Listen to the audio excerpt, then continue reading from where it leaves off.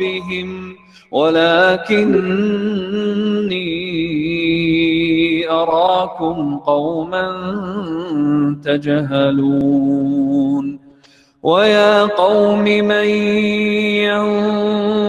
ينصرني من الله إن طردتهم أفلا تذكرون ولا أقول لكم عندي خزائن الله ولا أعلم الغيب ولا أقول إني ملك ولا أقول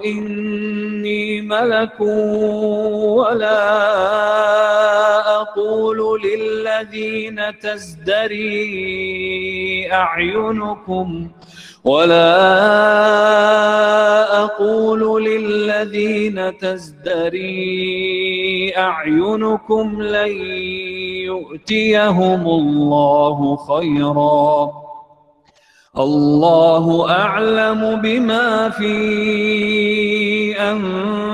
أنفسهم إني إذا لمن الظالمين قالوا يا نوح قد جادلتنا فأكثرت جدالنا فأتنا بما تعدنا إن كنت من الصادقين قال إنما يأتيكم به الله إن شاء وما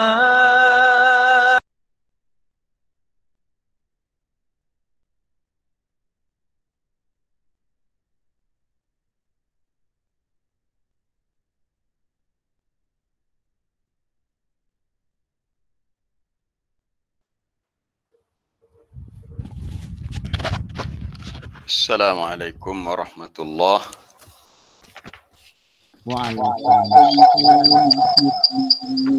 Waalaikumsalam warahmatullahi.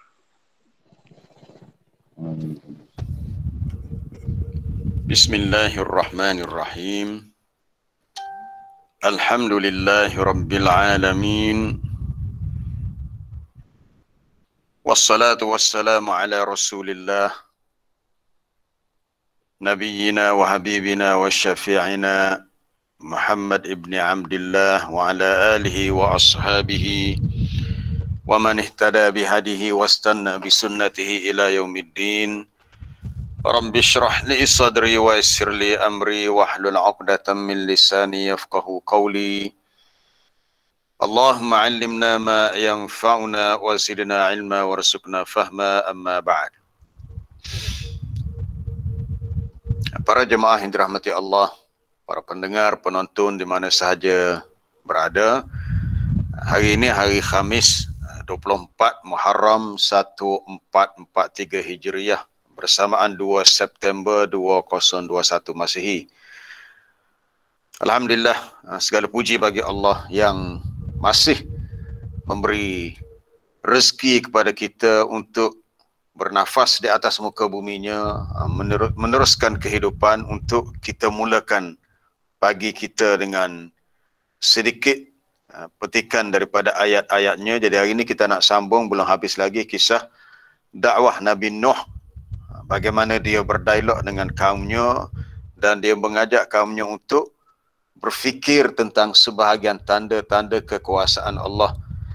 Sebelum ni kita dah baca macam mana dia mengingatkan kepada kaumnya bahawa kejadian manusia ini atwara, berperingkat-peringkat dalam ayat ke-14. Dan telah kita bincang dua hari lepas, iaitu peringkat kejadian manusia dalam perut ibunya.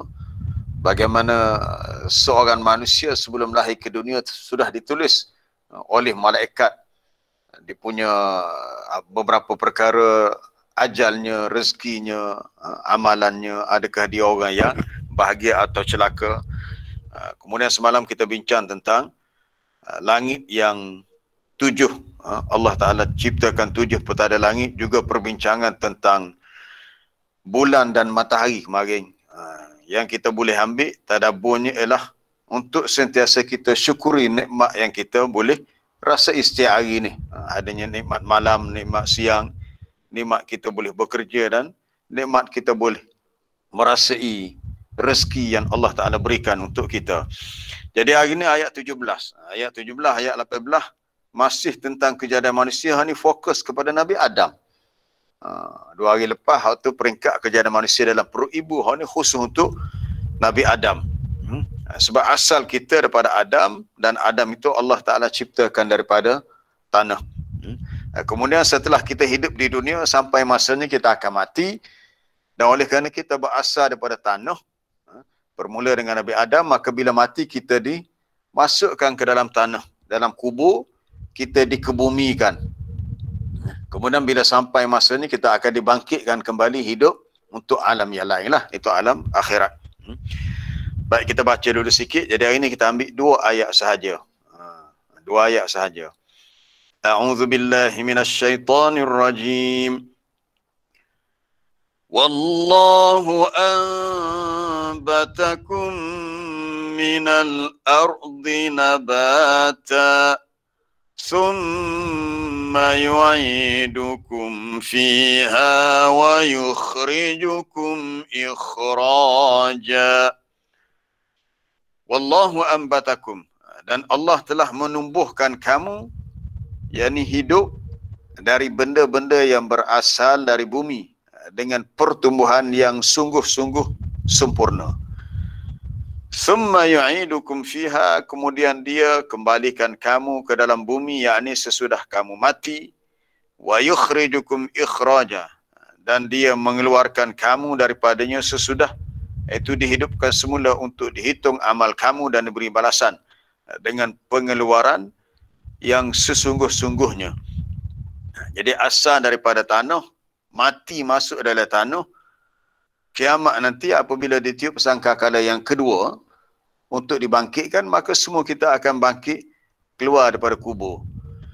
Jadi hak bangkit daripada kubur tu kita dah bincang dah baru ni dalam ayat di akhir surah Al-Ma'arij, bagaimana manusia keluar daripada kubur seumpama belalang, itu kita dah bincang dah. Jadi 2 perkara kita nak bincang ini tentang asal kejadian Nabi Adam dan kemudian perjalanan akhir manusia di dunia, iaitu masuk dalam kubur. Ini semua ada kaitan dengan kita lah. Sebab kita adalah Banu Adam, anak cucu Nabi Adam. Jadi yang pertama tentang penciptaan Nabi Adam. Ini kita nak baca balik sejarah penciptaan bapa kita, itu Nabi Adam. Allah Ta'ala ciptakan dia daripada tanah. Itu banyak disebut dalam Quran, ayat-ayat yang berkaitan tentang penciptaan Nabi Adam. Antaranya kita boleh rujuk dalam surah Al-Hijr. Walaqad khalaqnal insana min salsalim min hama'in masnun. Surah Al-Hijr, muka surat 263. Muka surat 263 pada ayat yang ke-26. Walaqad khalaqnal insana min salsalin. Dan sesungguhnya kami telah menciptakan manusia, yakni Adam.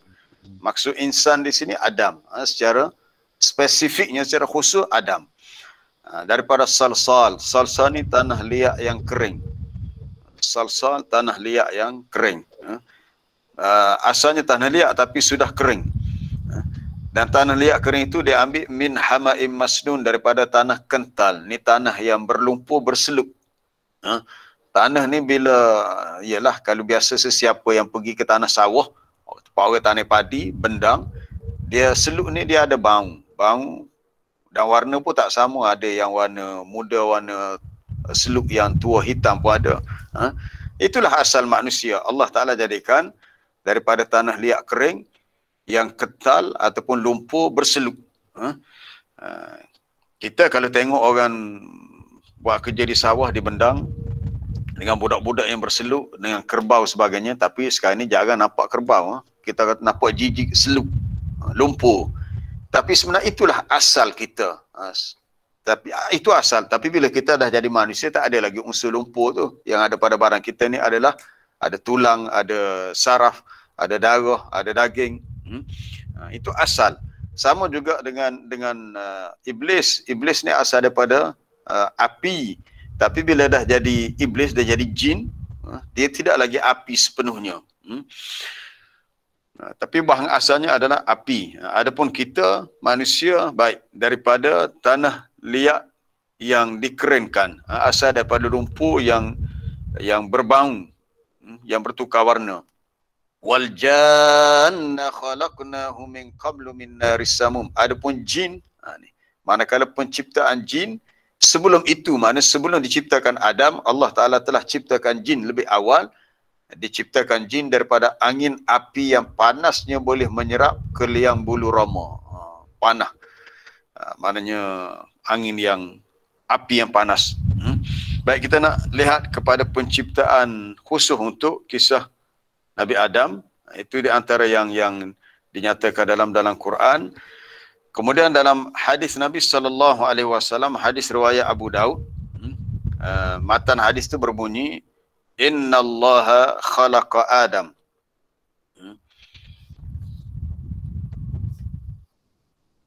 Inna Allah khalaqa Adam min qabdatin. Khalaqa Adam min qabdatin. Qabdah. Qabdatin qabadaha min jami'il ardi. Qabadaha. Qaf ba dha. Qabadaha. Itu pun rasa dah cukup dah, kalau tekan untuk search dah rasa dah jumpa dah. Sesungguhnya Allah Ta'ala ciptakan Adam. Baik, siapa yang bagi nama Adam tu Adam? Allah Ta'ala sendiri yang bagi nama Adam, ya. Nanti kita akan tengok ayat dalam surah Baqarah. Tengok matan yang lengkapnya, sebab dia ada sambung lagi sikit tu. Sesungguhnya Allah Ta'ala ciptakan Adam min qabdatin qabadaha min jami'il ardi. Allah Ta'ala ciptakan Nabi Adam daripada suatu genggaman tanah.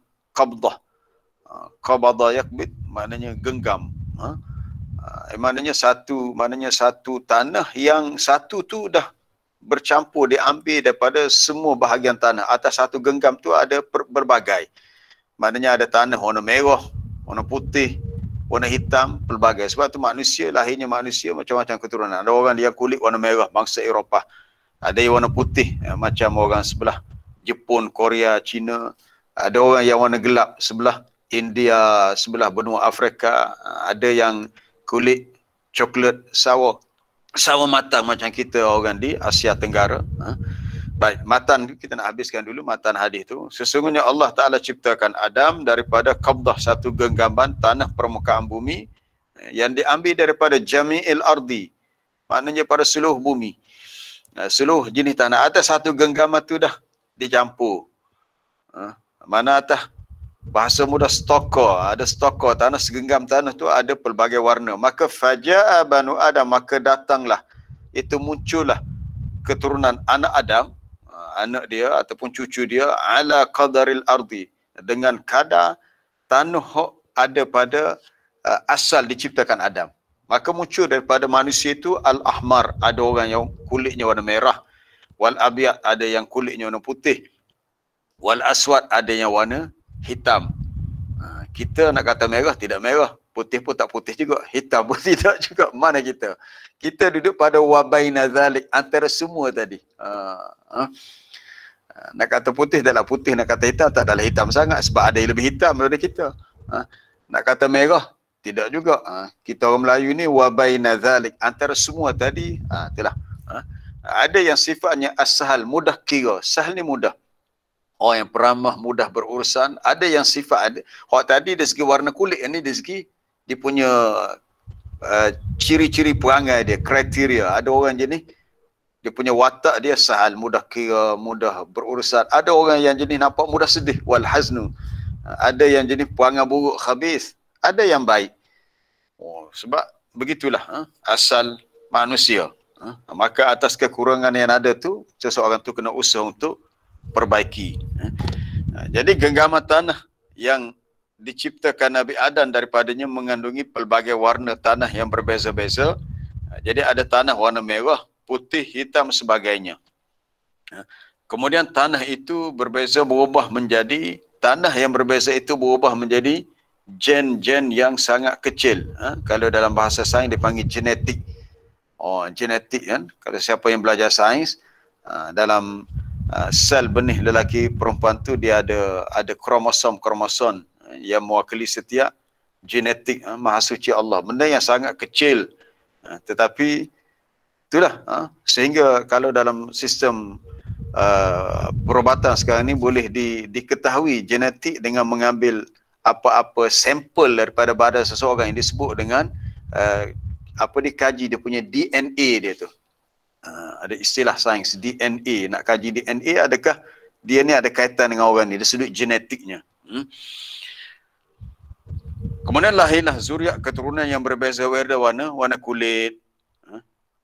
Jadi apabila kita dah ditentukan kita lahir kulit kita macam ni, terimalah. Kita tak boleh, kalau orang yang mungkin dia lihat dia ni tak comel, dia ni huduh kulit dia gelap apa, dia kena terima sebab bukan pilihan dia. Itu Allah Taala yang ciptakan begitu.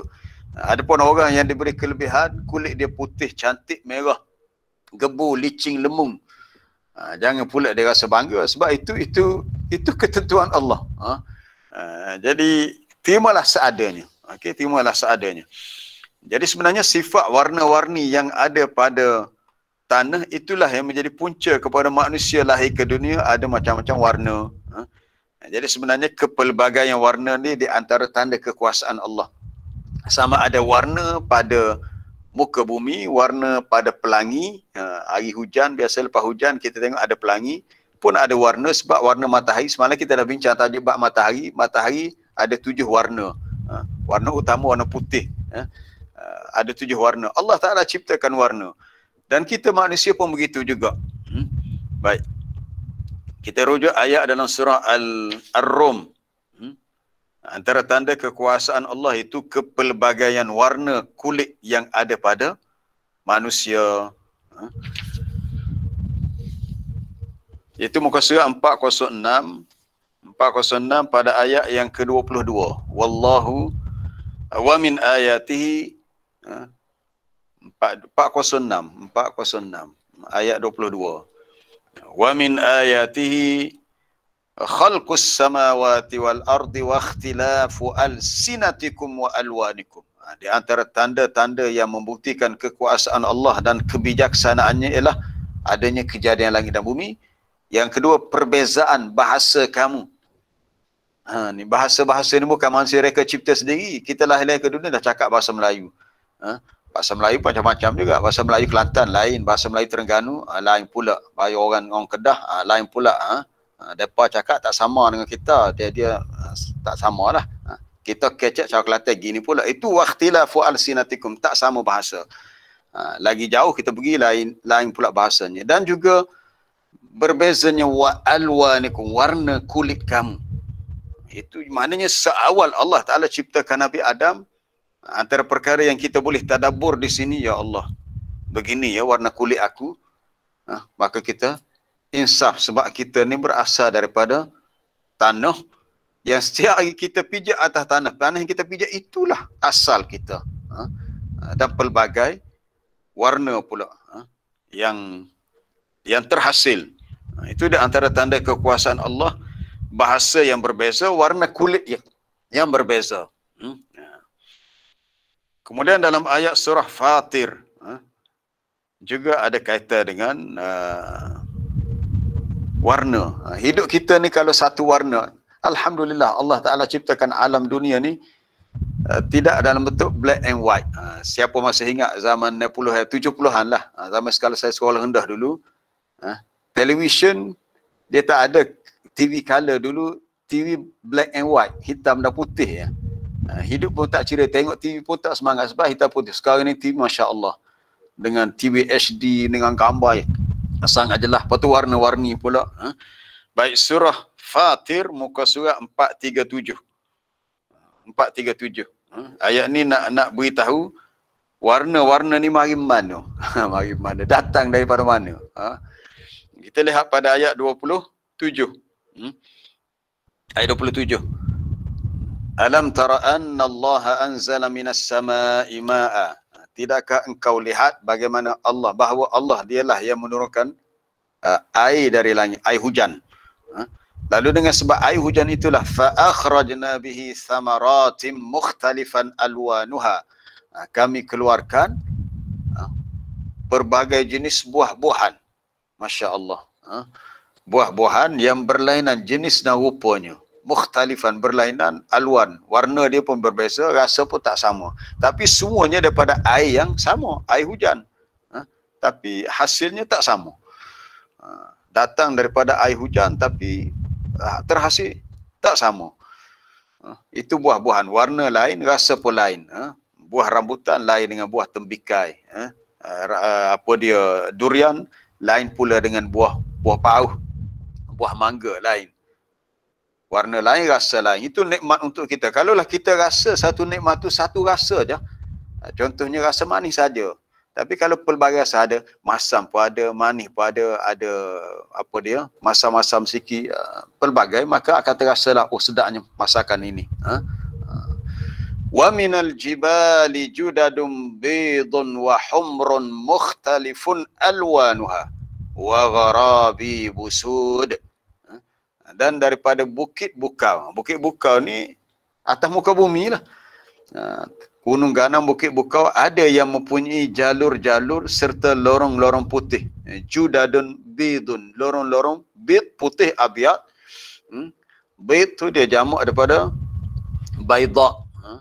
Jamak untuk muannas bagi abyad, putih. Dia bahasa Arab ni unik. Warna pun dia ada muzakkar muannas. Pelik sungguh. Kita warna-warni ni mah ada untuk lelaki perempuan. Dia, itulah unik bahasa Arab. Abyad, baida, ahmar, hamra. Jadi bidun ni jamak daripada baida. Ada jalur-jalur yang warna putih dan ada merah-merah yang terdapat pada bukit yang pelbagai warna, dan ada di sana pula warna tua hitam. Tua dan muda yang hitam legam pun ada juga. Sud.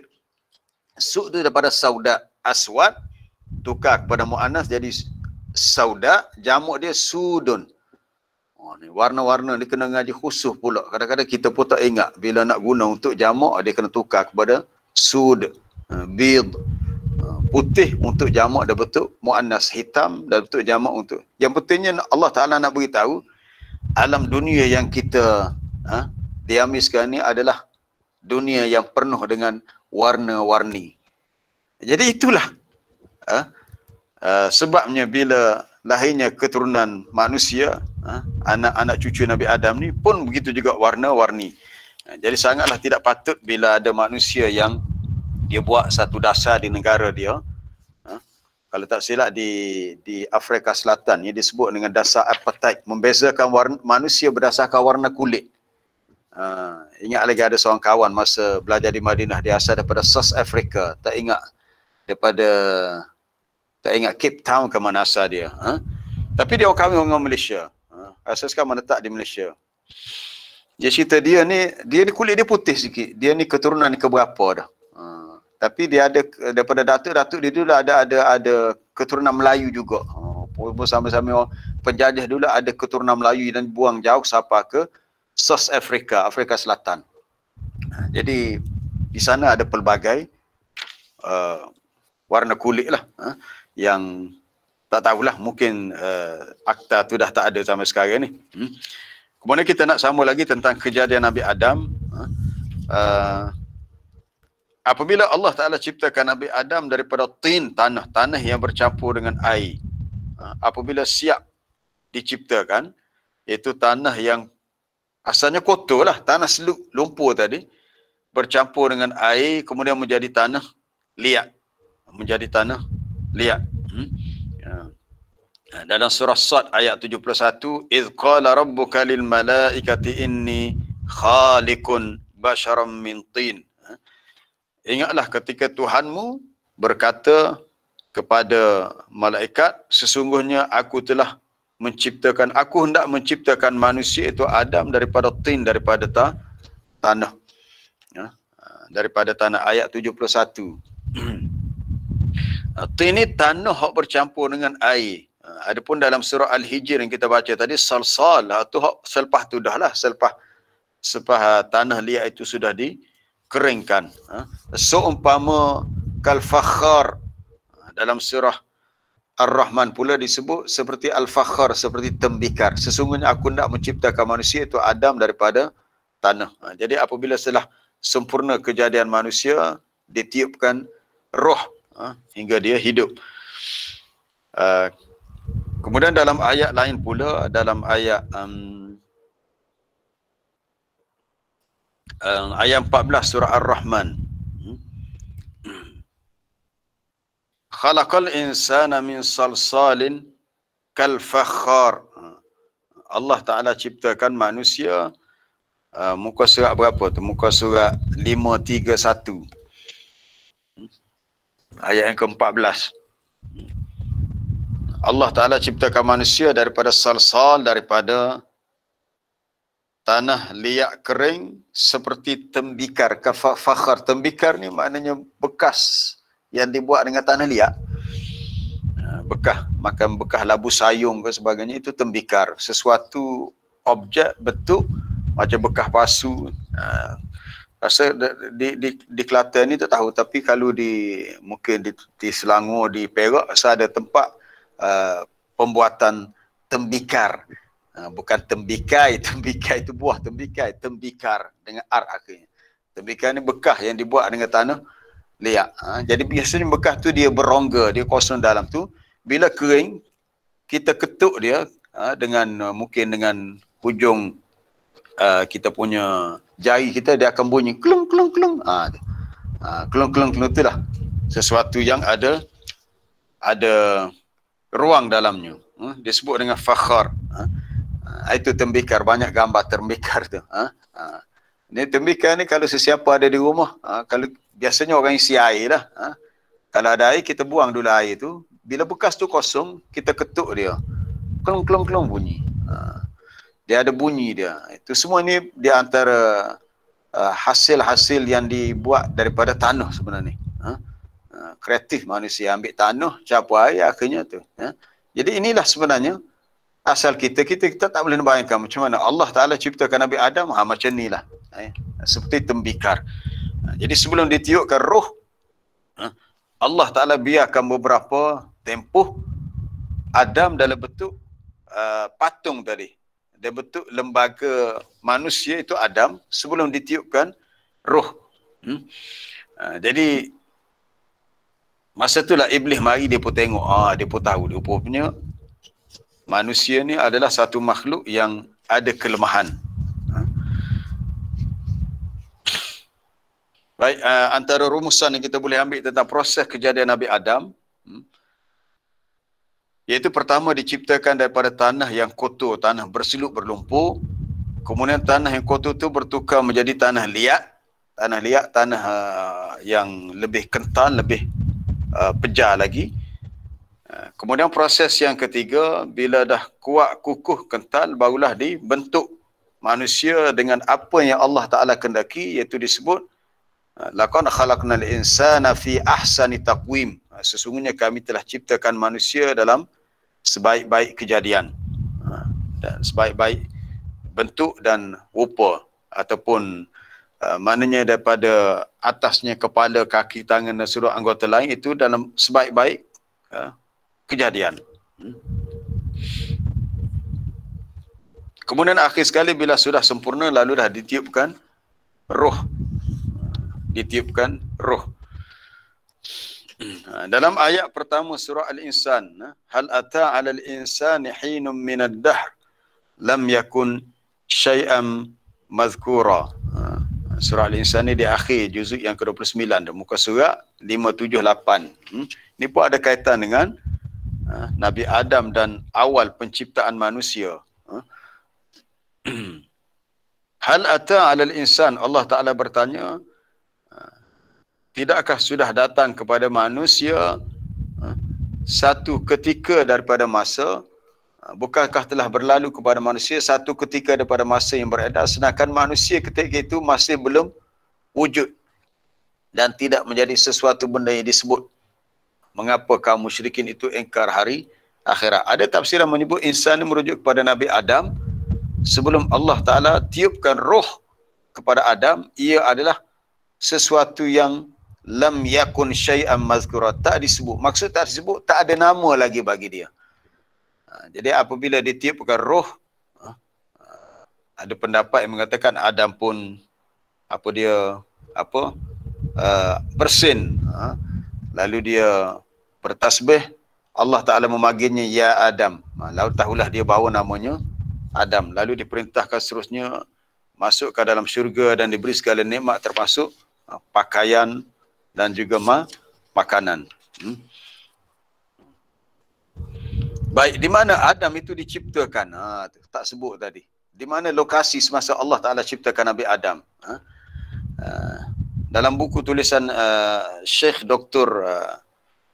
Salah Abdul Fattah Al-Khalidi, sesiapa yang pernah belajar di Jordan tahulah ni seorang tokoh tafsir yang terkenal di sana. Dia banyak menghasilkan tulisan-tulisan yang ilmiah. Kalau cari dalam website dia, Dr. Salah Abdul Fattah Al-Khalidi.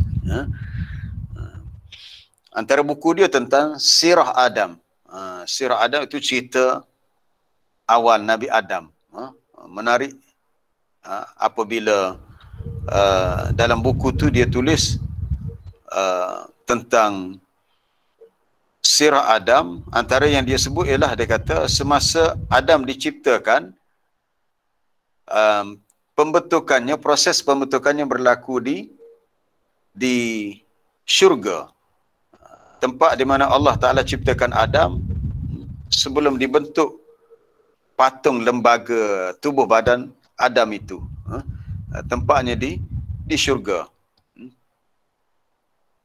Kemudian dibiarkan berada dalam syurga dalam tempoh yang tidak diketahui. Mana setelah siap Adam itu diciptakan, dia bukannya terus ditiup roh. Thumma sawwahu wa nafakha fihi min ruh. Bila dah disempurnakan kejadian dan ditiup roh, dia adalah tempoh tertentu. Dibiarkan begitu, masa tempoh itulah Iblis datang mengelilingi Adam untuk dia tengok, dia untuk cari kelemahan manusia. Baik, kita nak tengok ada satu hadis berkenaan dengan bila manusia ni dah mati, segala yang ada pada tubuh badan manusia itu akan hancur kecuali satu sahaja, iaitu yang disebut dengan ajabuz zanab, tulang ekornya. Tulang ekor, tulang pada sulbinya, pada akhirnya. Lafaz hadis berbunyi kullu ibni Adam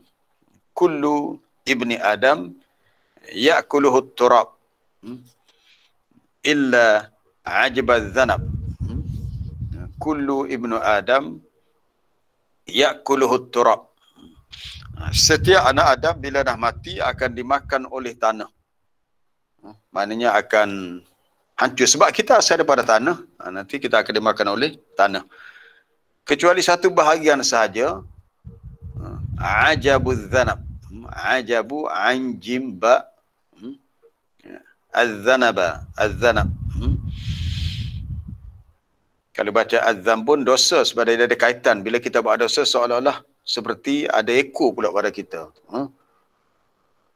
Semua anak Adam bila dah mati, dia akan dimakan oleh tanah. Ya'kuluhu turab, tanah tu akan makan dia. Kecuali satu bahagian daripada tubuh manusia yang tak dimakan, tak hancur lah. Tak hancur illa ajmaz zanab. Ajmaz zanab itu tulang ekor ataupun disebut tulang sulbi. Kemudian daripada bahagian tulang itulah khuliqa, diciptakan kembali, wa fiha yurakkab, daripada bahagian tulang itulah akan dibentuk kembali. Begitu rupanya. Hadis ni hadis yang sahih, ada dalam Bukhari dan Muslim. Jadi penting untuk kita ingat tentang ajabuz zanab. Tu dia punya, ada gambar rajahnya. Ajabuz zanab iaitu rangka tulang bawah, bahagian tulang belakang kita. Sebab belakang kita ni bahagian struktur yang paling penting. Struktur paling penting adalah kita punya tulang belakang kita. Sebab tu kalau orang kemalangan yang berat, berlaku gangguan pada saraf tunjang utama, mungkin menyebabkan dia lumpuh sebagainya. Sebab tu paling paling penting. Ajamuz zana tu bahagian bawah sekali tu, ada pada gambar rajah tu, ajamuz zana. Hak ni saja. Nabi kata, bukan saya kata, bukan doktor yang kata, Nabi yang kata dalam hadis Sahih Muslim Bukhari, bahagian ini saja yang tidak hancur. Hak bahagian ni lah manusia akan bangkit dan hidup kembali. Itu sedikit sejarah penciptaan Nabi Adam. Baik. Macam mana iblis boleh, sikit lagi, bagaimana iblis boleh tahu kelemahan Adam. Ada hadisnya dari riwayat Imam Muslim juga. Nabi SAW bersabda, hadis yang diriwayatkan oleh Anas bin Malik, dikeluarkan oleh Imam Muslim dalam sahihnya, lamma sawwarallahu Adam fil jannah, lamma sawwarallahu Adam fil jannah, tarakahu ma syaa Allah fi al-jannah, fil jannah, tarakahu ma syaa Allah. Apabila Allah Ta'ala telah bentukkan tubuh Nabi Adam, dah diberi rupa bentuk kejadian lah, mana dah lengkap semua, kepala, dua tangan, kaki, bentuk badan semua sekali. Lalu Allah Ta'ala biarkan, tarakahu masya Allah, apa yang dia kehendaki. Maksudnya tidak terus ditiupkan roh. Apabila dah selesai sawwarallahu Adam, Allah Ta'ala bagi bentuk rupa pada Adam dalam syurga. Itu yang Dr. Salih Abdul Fattah Khalid disebut dalam buku dia tentang cerita Nabi Adam. Dia kata Adam Allah Ta'ala ciptakan dalam syurga. Masa diciptakan tu dalam syurga. Tapi bahan penciptaan tu tanah diambil daripada bumi lah, daripada min jam'il ardi. Lalu tarakahu, dibiarkan Adam itu, masya Allah, apa yang Allah Ta'ala kehendaki. Tempuhnya lah an yatrukahu, untuk dibiarkan. Jadi tempuh tu tak diketahui. Masa tempuh ni lah faja'ala iblis yutifu bih. Lantas iblis pun bertindak untuk musing. Tengok ni gini manusia. Wa yanzuru ma huwa, dia pun tengok apa dia ni. Oh, ini manusianya. Falamma ra'ahu ajwaf, apabila iblis melihat Adam itu dalam bentuk ajwafun, berongga. Jof ni ada rongga. Jof. Kita bila kita makan, makanan itu masuk dalam laluan kerongkong kita, dia ada rongga laluan. Kemudian dalam perut kita ni ada ruang kosong. Itu dikatakan juf. Sebab tu dalam badan kita ni ada cecair, ada angin. Makanan kita makan tu macam-macam. Dalam tu ada gas. Macam kita makan nasi. Nasi ni karbohidrat. Karbohidrat ada karbon, hidrogen, oksigen. Sebenarnya tu itu sebatian gas-gas. Sebab tu badan kita ada angin. Jadi kalau tak keluar angin, itu masalah juga. Jadi kalau keluar angin, kentut tu, itu baguslah. Sebab memang dalam badan kita ada angin. Sebab dia sifat ajwaf, berongga. Jadi arafa annahu khalqun khuliqa lam yatamalak. Nabi kata, bila iblis tengok gitulah Nabi Adam, maka tahulah dia bahawa manusia ni masa tu Adam dah bentuk patung lagi, dah bentuk lembaga lagi, merupakan suatu kejadian yang mana la yatamalak, dia tidak mampu menahan diri. Iblis ni cerdik. Dia tahu, dia kata ni kalau begini bentuk manusia, aku tahu ni satu makhluk yang lam yatamalak, dia tak mampu nak menahan kehendak diri. Maksudnya dia tahu manusia ni juga ada nafsu, ada keinginan, ada syahwat. Sebab apa? Sebab maksud rongga ruang tadi tempat untuk diisi dengan makanan. Makanan ambil juga daripada tanah. Cuba kita fikir, tak ada satu makanan, semua daripada tanah. Segala jenis buah-buah yang kita makan, pokok tu tanah, akar dan tanah. Kita makan daging lembu kambing. Lembu kambing setiap hari makan apa? Makan rumput. Rumput tumbuh atas tanah. Jadi sebenarnya kita ni asal daripada tanah. Makanan kita pun asal daripada tanah. Kita mati nanti, bila sampai masa mati, masuk dalam tanah.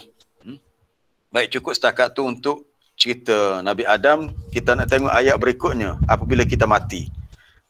Dah 7 suku dah. Untuk hadis yang kita nak rujuk tentang proses kejadian manusia, itu hadis Al-Bara' bin Azib.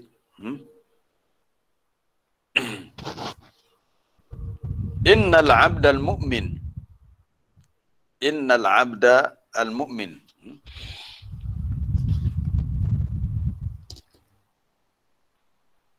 apabila manusia mati akan dikembali ke dalam tanah, duduk balik dalam tanah. Sebab asas itu, Allahu Akbar, kita melalui perjalanan hidup di dunia ni hanya sementara, menunggu masa untuk tiba bila kita mati. Innal 'abdal mu'min idza kana fi inqita'in minad dunya. Innal 'abdal mu'min idza kana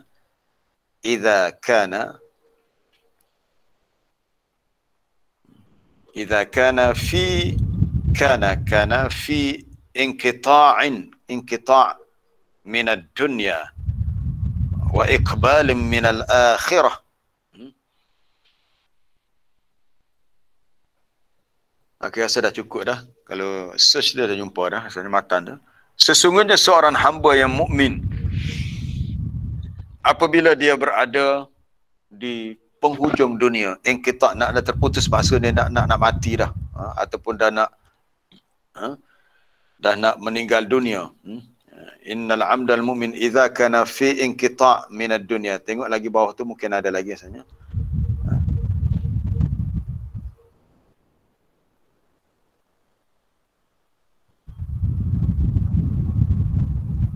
Tak jumpa, tengok dalam Durrah.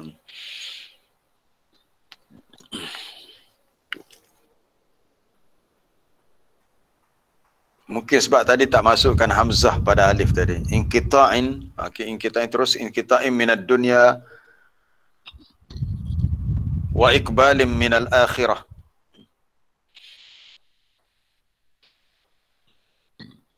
Seseorang hamba yang beriman apabila ia berada di penghujung dunianya dan sudah iqbal, mana sudah menghadap ke alam akhirat, mana dah dekat dengan alam sana lah, sebab dah berakhir.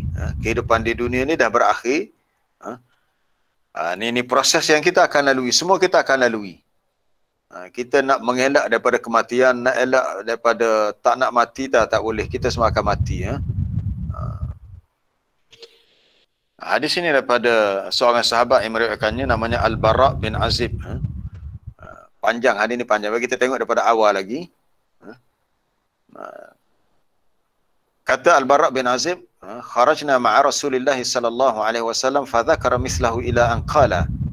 Satu hari kami pernah keluar bersama dengan Rasulullah sallallahu alaihi wasallam dan dia menyebut satu perkara yang ada kaitan dengan proses kematian manusia, sehinggalah dia berkata dan dia mengangkat kepalanya dan berpesan, ista'izu billah min azabil qabri. Nabi kata, mintalah berlindung dengan Allah daripada azab kubur. Mana Nabi suruh kita berdoa agar Allah Ta'ala pelihara kita daripada azab kubur. Nabi ulang, marrataini aw salasan, 2 kali atau 3 kali. Semakal, kemudian Nabi beritahu, innal 'abdal mu'min, sesungguhnya seorang hamba yang beriman, idza kana fi inqita'in minad dunya, bila dah berada dalam keadaan dah nak terpisah, nak berpisah daripada dunia, nak mati dah. Tak kira lah sakit tenat ke, usia dah lanjut ke. Tapi sekarang ni banyak berlaku kematian mengejut. Itu yang saya hantar dalam intro kita malam tadi dalam grup kita tentang kematian mengejut. Semalam ada seorang ustazah di Ma'had Muhammadiyah lelaki. Saya tak sempat sebab saya dah lama tinggalkan Ma'had lelaki dah. Sekarang di Ma'had perempuan. Katanya dia sedang mengajar masa tu. Mengajar kelas dalam online lah untuk student dia. Tiba-tiba jatuh, meninggal dunia, sesak nafas. Mari. Jadi ada berlakunya mautul faj'ah, kematian mengejut. Jadi bila seseorang tu dah berada fi inqita', pada penghujung nak berpisah dengan dunia dan dia sudah iqbalin minal akhirah, sudah menghadap ke akhirat, mana dah semakin dekat ke akhirat lah. Nazala ilaihi malaikatun minas sama', turunlah malaikat daripada langit. Malaikat daripada langit turun dalam keadaan bidul wujuh, putih wajahnya. Ini untuk orang mukmin. Saya bawa hadis ni sebab kita nak kaitkan dengan ayat tu, summa yu'idukum fiha. Setelah kita diciptakan, kita akan mati, Allah Ta'ala kembalikan kita masuk dalam tanah. Jadi sebelum masuk dalam tanah, kita dimatikan dulu, kita tak dikebumikan hidup-hidup. Yang dikebumikan tu orang dah mati. Jadi bila turun malaikat, wajah malaikat itu ka'anna wujuhahum asyams. Seolah-olah wajah mereka seperti matahari. Ka'anna. Itu ada tu tashbih. Seakan-akan wajah mereka terang seperti matahari, dan bersama dengannya adalah kafanun, kain kapan daripada syurga. Yang kain kapan putih tu yang kita nampak, ni hak tak nampak. Yang kita tak nampak yang ni. Dan adanya hanutun min hunutil jannah, adanya bauan wangian, jenis wangian daripada syurga. Macam mana tu tak tahulah. Sehingga duduklah malaikat-malaikat itu, bukan satu ya, banyak malaikat ni. Tapi dia punya bos dia, bos pula dah. Ketua malaikat tu adalah Malakul Maut. Ni kalau kita dulu kita dah bincang dah ayat dalam surah Al-An'am ayat 61, kemudian dalam surah Az-Zumar ayat 42, kemudian dalam surah As-Sajadah berhubung dengan Malakul Maut ataupun malaikat yang cabut nyawa. Sebenarnya banyak. Malaikat yang cabut tu, malaikat, ada ulama kata malaikat yang ramah tu lah.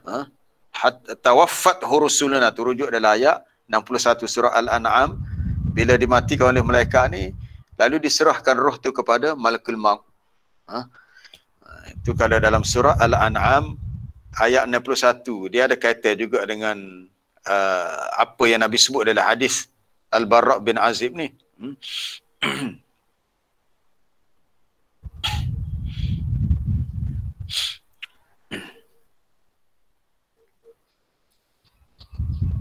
Wa huwal qahiru fawqa ibadih.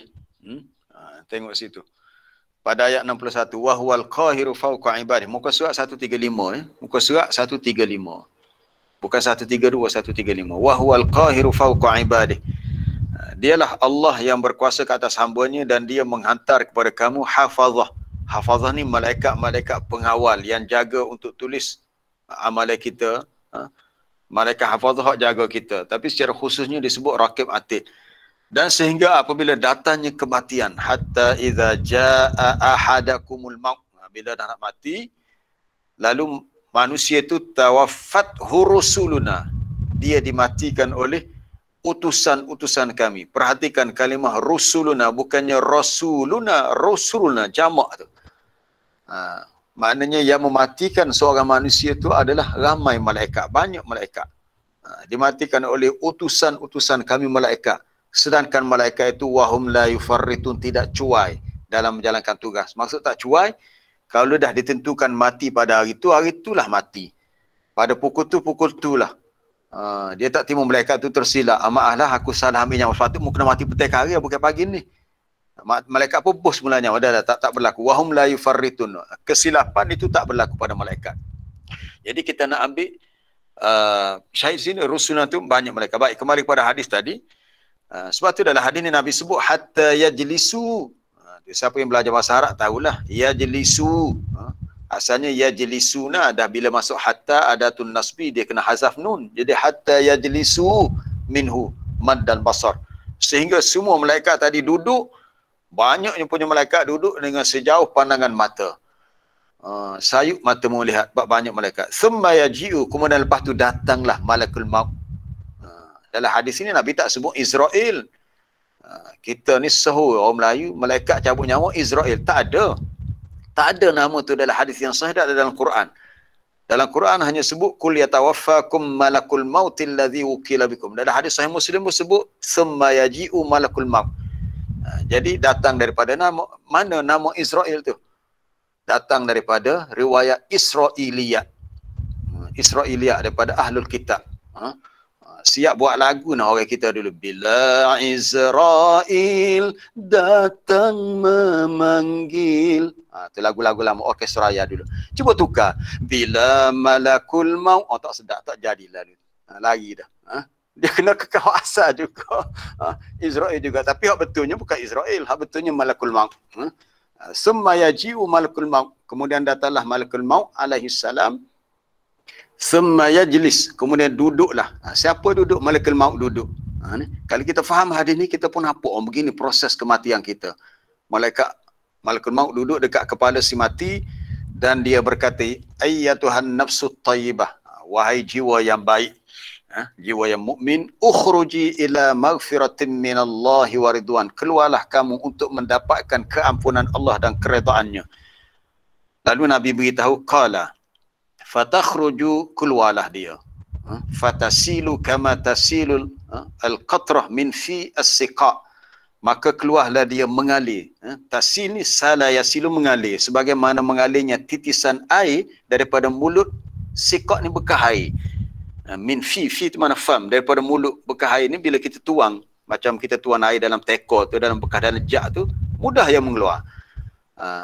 Jadi begitu bandingan Nabi kata, roh tu keluar dengan mudah.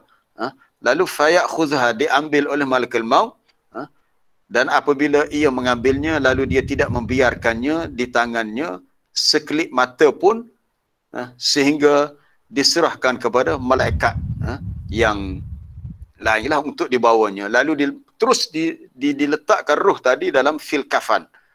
Ini proses mengkafankan roh orang mukmin, itu kerja malaikat. Adapun jasad yang dah kaku tu, itu manusia yang uruskan untuk dikapankan. Tapi kena mandikan dululah, mandi apa sesat semua, bawa kapan, bawa kemudian disolat dan dikebumikan. Kemudian dibawa wangian, maka keluar daripadanya ka'atyabi nafhati miskin, seperti seelok-elok daripada cebisan kasturi. Nafhah bukannya banyak pun, nafhah ni sikit lah. Tapi itu pun dah sangat wangi dah. Yang sebagaimana didapati di atas muka bumi. Lalu naiklah roh itu, lalu malaikat pun bawa naik, fayas'adu naik, fala yamurruna, maka tidaklah dia melintasi mana-mana malaikat yang ada di langit. Mana malaikat yang bawa roh tadi, dia akan bawa naik ke langit. Apabila di tempat dia lalui itu ada malaikat yang lain, maka malaikat-malaikat yang lain di langit akan berkata, ma hadzal ruh at-tayyib, siapakah yang memiliki roh yang baik ni, roh siapa ni? Lalu malaikat itu menjawab, fulan bin fulan, adalah orang tu nama-nama sekian, disebut dengan bi'ahsani asma'ihi, dengan sebaik-baik nama yang dinamakan untuk dia semasa di dunia. Sebab tu kita nak buh nama anak, biar buh nama hak molek-molek.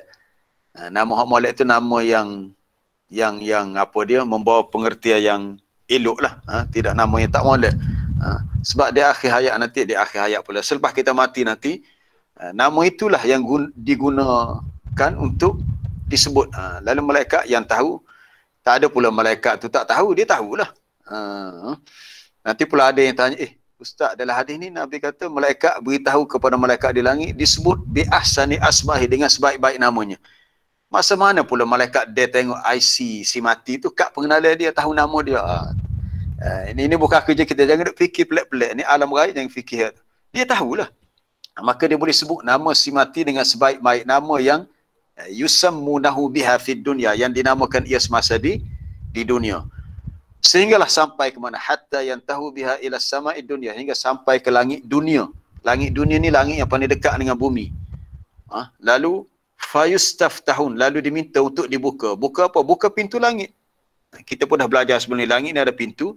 Lalu fayuftahu lahum, lalu dibuka pintu langit untuk mereka. Fayushayyi'uhu min kulli sama'in, lalu dialu-alukan oleh setiap yang ada di langit yang dekat dengan bumi untuk dibawa dia. Bahkan dapat dirasai, tersebar dia punya bau wangi dia tu sampai seluruh tempat di langit dunia. Kemudian sampai kepada langit yang berikutnya, sampai kepada langit allati taliha, kemudian sampai pula kepada langit yang ketujuh. Ini satu perjalanan yang jauh sebenarnya. Tapi cepat lambat tu kita tak tahulah. Ini kerja malaikat ni. Lalu Allah Ta'ala beritahu kepada malaikat, uktubu kitab abdi fi illiyin, tulislah untuk hamba-Ku kitabnya di illiyin, tempat yang tertinggi, dan kembalikan ia ke bumi. Tu. U'iduhu fil ardi ilal ardi. Fa inni, sesungguhnya aku, minha, daripada bumi, daripada tanah itulah, khalaqtuhum, aku ciptakan mereka, wa fiha u'iduhum, dan dalam tanahlah aku kembalikan mereka, wa minha ukhrijuhum taratan ukhra. Ini bukan ayat Quran. Allah Ta'ala berfirman, tapi Nabi yang beritahu. Jadi ini seakan-akan ini sebahagian daripada hadis kursi yang terkandung dalam hadis Nabawi. Hadis ni hadis Nabawi. Tapi dalam penceritaan kisah roh manusia dibawa ke langit, Nabi beritahu, Allah Ta'ala berfirman. Allah Ta'ala beritahu malaikat, uktubu kitab abdi fi illiyin. Lalu Allah Ta'ala suruh roh yang dah direkodkan ia dari kalangan orang-orang yang baik, illiyin, tengok, dikembalikan ke bumi itu. Maknanya orang mati ni hidup semula sebenarnya, semata hidup. Dikembalikan, lalu dia bersedar, aku dah mati dah, tapi dia tak boleh buat apa dah sebab dia dalam kubur dah. Dalam hadis ni Nabi beritahu yang Allah Taala berfirman, fa inni minha khalaqtuhum wa fiha u'iduhum wa minha ukhrijuhum taratan ukhra. Serupa dengan ayat dalam surah Taha yang saya atas malam itu, dalam ayat 55 surah Taha. Kan malam mana tadi saya dah hantar dalam tajuk usah lupa daratan. Sesiapa yang ada dalam grup WhatsApp dan Telegram boleh baca balik ayat 55 dalam surah Taha. Sama dengan apa yang ada dalam hadis ni. Muka surat berapa tu? Muka surat 315. Muka surat 315 ayat 55. 315. Wih, cepatnya masa kita dah dekat 7.30. 7.30 dah. Ayat yang berbunyi minha khalaqnakum. Saya sama-sama mula-mula hafal Quran dulu, antara surah yang kita suka surah Taha. Surah Taha, sebab sampai kita tiru lagu Syekh Mahmud Khalil Husari itu satu-satu. Dia sampai sini, dia ada lagu dia baca. Minha khalaqnakum wa fiha wa fiha nu'idukum wa minha nukhrijukum taratan ukhra. Itu dia ada lagu dia, tempo dia. Ayat sebelumnya lain. Bila sampai ayat ni, minha khalaqnakum wa fiha nu'idukum wa minha nukhrijukum taratan ukhra. Dan daripada bumilah, daripada tanahlah kami ciptakan kamu, dan ke dalam tanahlah kami kembalikan kamu, dan daripada tanah jualah kami keluarkan kamu. Sama dengan hadis tadi. Baik, kita kembali kepada hadis tadi. Allah Ta'ala beritahu, minha khalaqtuhum wa fiha u'iduhum wa minha ukhrijuhum taratan ukhra. Lalu fatu'adu, dikembalikan ruh ke dalam jasad. Jasad duduk mana tu? Dalam kubur. Jasad dalam kubur. Dikembalikan semula jasad pula, ruh ke dalam jasad. Lalu masa itulah datangnya malakani, dua malaikat. Apa yang kita faham daripada hadis ni? Ketika si mati disoal oleh muka nakir dalam kubur, disoal dalam keadaan dia sedar, sebab ruh ada bersama dengan jasad. Ya. Ini bukan pendapat ulama, ini terus daripada apa yang Nabi sebut dalam hadis ni. Fatu'adu, dikembalikan ruh dalam jasad, lalu datanglah kepadanya malakani, dua malaikat, fayujlisani, lalu duduk dekat dia. Masa tu malaikat tanya, marrabbuka. Ada yang kata marrabbuka, bukan man. Dia dalam tu istifham man. Tapi bila kita baca dengan kaedah idgham bila gunnah, marrabbuka, man rabbuka, siapa Tuhanmu? Orang mukmin menjawab, kul fayaqul rabbi Allah. Lalu malaikat bertanya lagi, ma dinuka, apa agamamu? Fayaqul diniyal Islam, agamaku Islam. Dia tanya lagi, ma hadzal rajul alladhi bu'itha fikum, siapakah lelaki yang diutuskan kepada kamu? Orang mukmin jawab, huwa Rasulullah. Lalu malaikat tu tanya lagi, wa ma amaluka, apa amalan kamu? Si mayat tu dah, ialah roh tu dah dikembalikan. Ni kita pun tak boleh nak fikirlah. Kadang-kadang orang tu dia kata, ustaz, kalau roh tu dah hancur, macam mungkin berlaku kemalangan tu, coba. Mungkin roh tu dah rentung dalam kebakaran.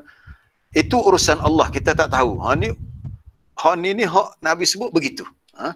Lalu dia menjawab, qara'tu kitab Allah, aku baca Quran, fa'amantu bihi, aku beriman dengannya, aku membenarkannya. Jadi jawapan tu adalah jawapan yang benar, sebab kehidupan dia di dunia adalah dia sebagai seorang yang mukmin. Lalu fayunadi munadin minas sama', lalu suara yang menyuruh daripada langit mengatakan, an sadaqa abdi, benarlah hambaku, maka bentangkan ia untuk syurganya, hamparkan ia untuk syurga. Jadi walaupun dia duduk dalam kubur, dia terasa kubur itu luas, dan dia dah nampak ada tempat dia dalam syurga, dan berikan pakaian untuknya dalam syurga. Dan akhir sekali, waftahu lahu baban ilal jannah, bukakan untuknya pintu ke syurga. Buka pintu syurga, dia nampak syurga, tapi belum masuk syurga. Nak masuk syurga kiamat nantilah. Akhirat nanti ni bawa alam barzakh. Lalu fayatihi, lalu datanglah daripada rohnya dengan segala keelokan kebaikan padanya, maknanya baunya yang wangi. Wa yufsahu lahu fi qabrihi madda basarihi. Ini yang bila kita baca hadis ni, ya Allah, kita rasa suka sangat. Sebab apa? Sebab kita nampak dalam kubur tu gelap. Tapi tak, orang beriman Allah Ta'ala bagi cahaya. Kubur tu kita nampak sempit. Tak, Allah Ta'ala bagi pada orang beriman kubur tu dilapangkan, diluaskan. Yufsah lahu. Dilapangkan untuk dalam kuburnya sejauh matanya memandang. Datangnya kepadanya seorang lelaki yang elok wajahnya, husnul thiyab, baik pakaiannya, harum baunya. Lelaki itu kata, abshir billadhi yasurruka, gembiralah dengan apa yang menyenangkan kamu. Inilah hari yang telah dijanjikan kepada kamu. Lalu si mayat tu kata, man anta, mu ni siapa? Siapa kamu? Man anta? Fawajhukal wajah kamu adalah wajah yang datang bawa kebaikan. Lalu orang tu kata, akulah amalan solehmu. Itu yang penting kita nak hidup atas dunia, nak jaga amalan soleh kita. Sebab amalan soleh tu yang akan jadi teman kita dalam kubur. Fayaku dia kata, akulah ana amaluka soleh. Akulah amalan baik kamu. Sama ada solat kita, baca Quran kita, zikir kita, belajar kita, semua itu adalah amalan kita. Lalu si mati ni kata, ya Rabb, wahai Tuhanku, akimis sa'ah, segerakan berlaku kiamat. Sebab apa? Sebab aku nak kembali kepada keluargaku, kepada hartaku, nak beritahu mereka, seronoknya aku di sini. Itu cerita orang mukmin. Kemudian cerita orang kafir tu kena sambung lain kali. Panjang pula ceritanya tu. Sebab hadis ni panjang. Dalam Sahih Muslimah tu. Kalau nak cari apa dia sampai ke bawah tu memang panjang lagi. Jadi kita berhenti setakat tu lah. Untuk hari ni masa kita pun dah lebih, dah cukup 1 jam. Kalau ada soalan 1-2 silakan.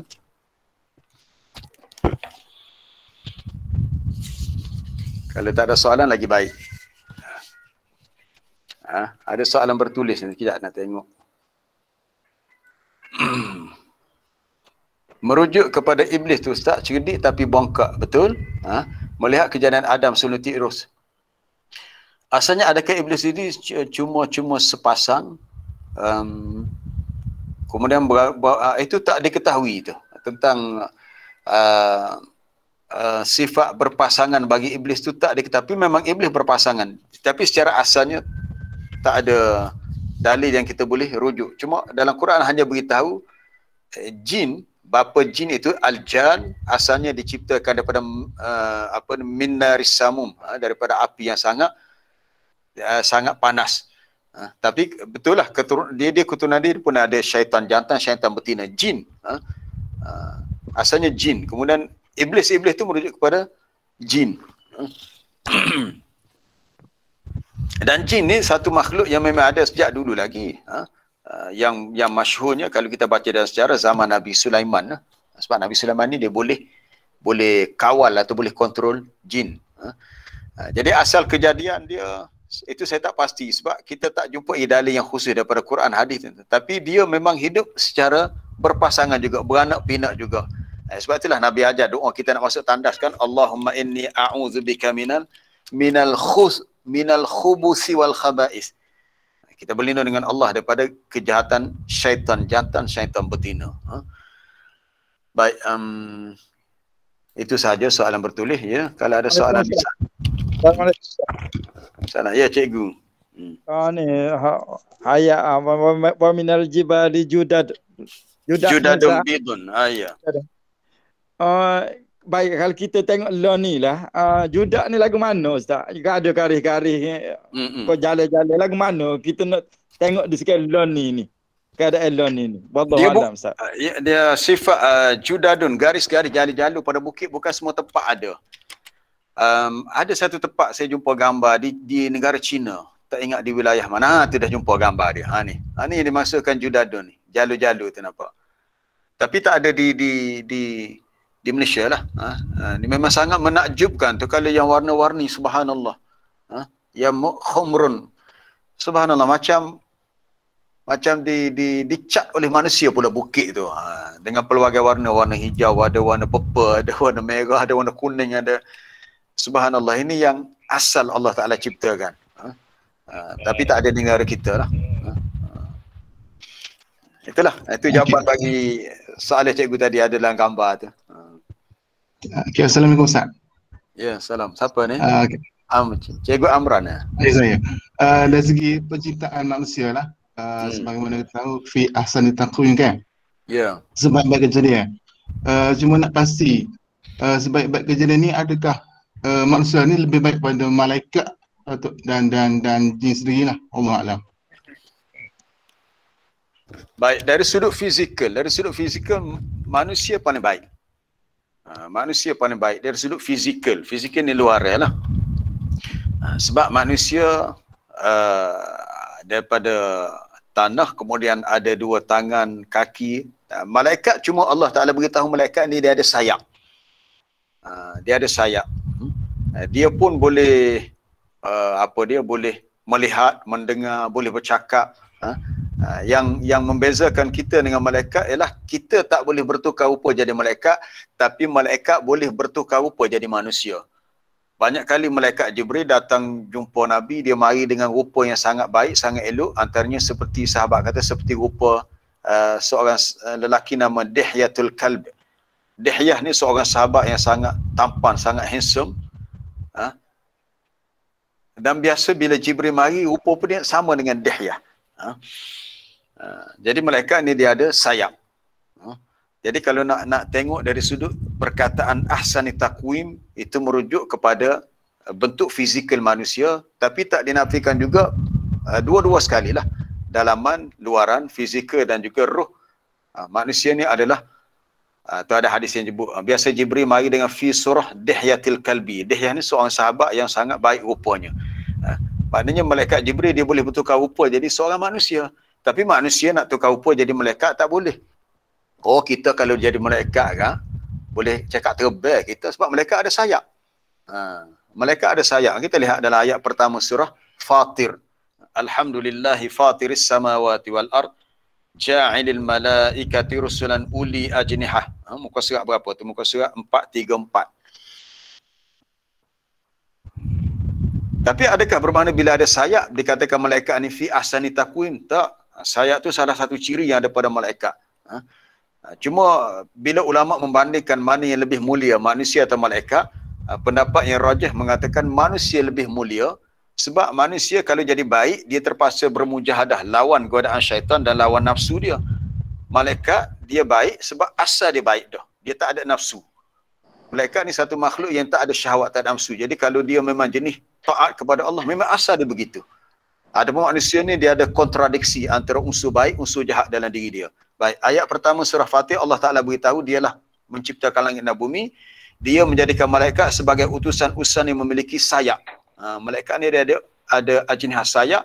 Sayap tu 2, 3, 4. Dan Allah Ta'ala berkuasa menambahkan pada bentuk kejadian makhluk yang dia ciptakan dengan apa yang dia kendaki. Dia boleh tambah. Jadi kalau malaikat Jibril paling besar, malaikat Jibril ni hak besar lah. Ada 600 sayap. Kalau baca hadis berhubung dengan peristiwa Isra dan Mi'raj, dikhabarkan Jibril, malaikat yang paling besar, ada 600 sayap. Ni ada 2, 3, 4. Adakah kita kata bila malaikat ada sayap, dia ahsani taqwim? Itu dari segi fizikal dia. Tapi yang lebih baik, Allah Ta'ala beritahu manusia adalah fi ahsani taqwim. Baik, wallahu a'lam. Masa Ustaz. Assalamualaikum Ustaz. Ya, salam. Saya nak tanya, masa kita nazak, ada gangguan iblis untuk merosakkan iman kita, sedangkan pada masa tu ada malaikat maut. So macam mana tu Ustaz situasi tu? Itulah yang dikatakan ujian tu berlaku. Ujian itu berlaku, iblis akan mengganggu manusia untuk manusia itu mati dan kadang tidak Islam. Betul soal malaikat tugas dia untuk mencabut nyawa. Iblis, ada kisahnya disebut oleh Imam Abdullah bin Ahmad bin Hanbal, anak kepada Imam Ahmad bin Hanbal, dalam buku dia, di kitab dia Az-Zuhud, cerita kisah ayah dia ketika nazak. Dia kata dia diganggu oleh iblis. Tapi yang pentingnya ada hadis, ada hadis yang cerita tentang doa yang kita kena baca ni. Doa yang kita baca supaya kita dihindarkan daripada gangguan syaitan ketika kita nazak tadilah. Itu doanya berbunyi Allahumma wa a'udzubika